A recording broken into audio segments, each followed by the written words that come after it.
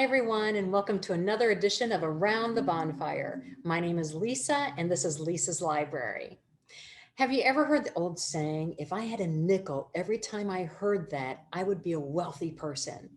Well, there's a particular word that has been around a lot over the last year and a half and has been around for a long time anyway, but especially concentrated recently. And that word is agile. So, agile meaning to be flexible, to adapt, to assess things and then reassess things, see where things need to change. And in times of uncertainty, in times of ambiguity, of course, being agile is so important. At Bonfire Training, we talk a lot about agile leadership and really how to make that happen. And there is something that I would like to ask you to share with you is when it's time to be agile, have you conditioned yourself to be ready to do so?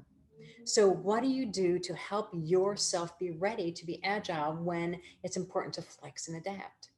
And that is where the book comes in for this segment. It's called Eat, Move, Sleep. So, how are you doing in these three areas? You're eating, you're moving, you're sleeping. This is by Tom Rath.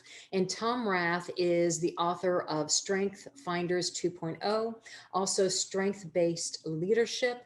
So, and we know the power of strengths and using our strengths. And so, this is another book from him. And this is endorsed by people like Ken Blanchard of the Blanchard Group and Sean Aker, positive psychologist. That's really, really highly successful. And so let me just read you a couple of the segments in the book. And these are just titles of some areas in the book because there's some interesting humor in this. And it also is very telling. So, for example, one says, hit snooze and you lose. All right. Obviously, that's about sleep. Avoid a high fat hangover. So that's about eat. Sleep makes or breaks a day. Oh, and then one here it says, step away from your chair, step away from your chair.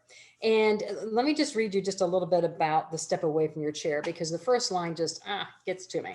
It says the act of sitting literally makes your backside bigger. And he talks about the research behind that, how the fat cells can congregate near the rear.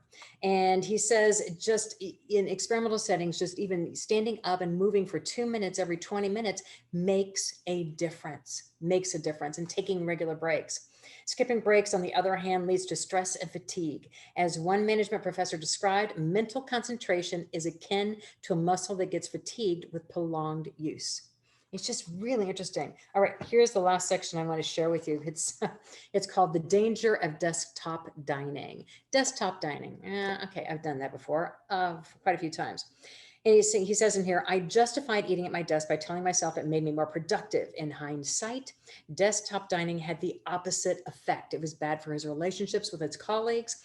It was bad for his physical energy. He had fewer ideas. It says, according to various studies, roughly 2/3 of workers eat lunch at their desks, and a majority don't take time for regular breaks during the day. This can result in trouble focusing and less time for creative thought. Focus, creative thought. Those are key. I mean, being able to innovate is really important at work. So, eat, move, sleep. That's the book from Lisa's Library. Thank you for joining me around the bonfire. Keep learning and go take a walk. Thanks, everyone. Bye bye.